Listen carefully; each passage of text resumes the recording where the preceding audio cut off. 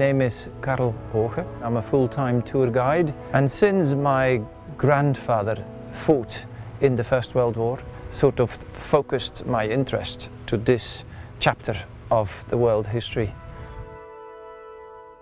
Good morning, Ian. Morning, Carl. Good morning, Luke. Morning. Welcome in Belgium. Welcome in Ypres. My name's Ian Rossiter. I come from Newcastle. I came on holiday with my son Luke, and he's been studying for his exams, and part of his history was to look at the First World War, so I thought it would be good to give him more of a picture of what had happened instead of just looking at pictures and looking at books, to actually come here and see what it's really like.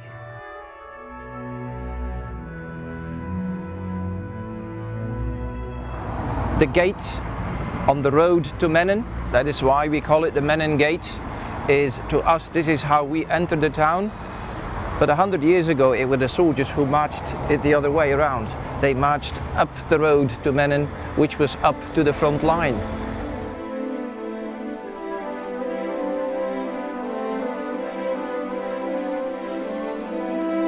This is the largest Commonwealth military cemetery. In these fields in 1917 they fought as if the 3 years before had not happened. As if cannons did not exist. As if machine guns were not invented. That's how they fought here. Yes, you can tell. Look, you can tell. It was slaughter. It was carnage.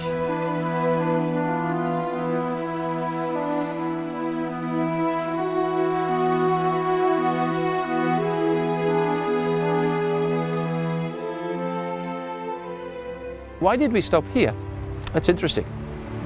We see a cemetery, and then we look at an aid station that was used by the soldiers during the war. We are right behind the front line. The path that we see, that was the path that the soldiers marched to the front line.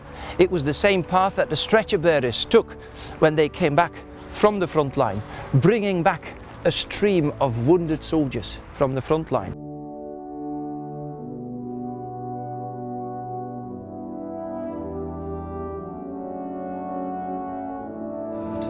So try to imagine that each box had a stretcher, a soldier, a doctor helping a soldier.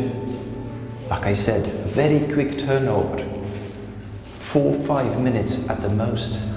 Thousands and thousands of Commonwealth soldiers have come through this aid station. If these walls could talk, they would tell you stories. Yeah. To see all these burial sites, it brings the magnitude of what it actually was. I couldn't visualise all of this reading books and seeing numbers.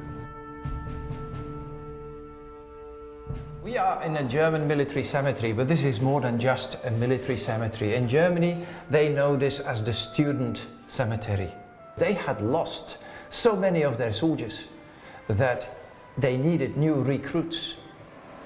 And the 18-year-olds that left school in the summer of 1914, they were all conscripted, sent to the army. 5 weeks of training, no uniforms, rifles, yes, and they were sent to war. And it was here that they were ordered to march in long lines, bayonet on the rifle, shoulder to shoulder, into the British front line.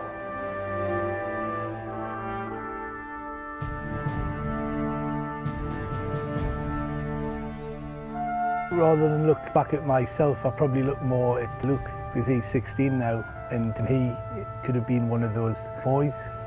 You haven't much chance of survival, so it must have been just a terrible time for those young boys.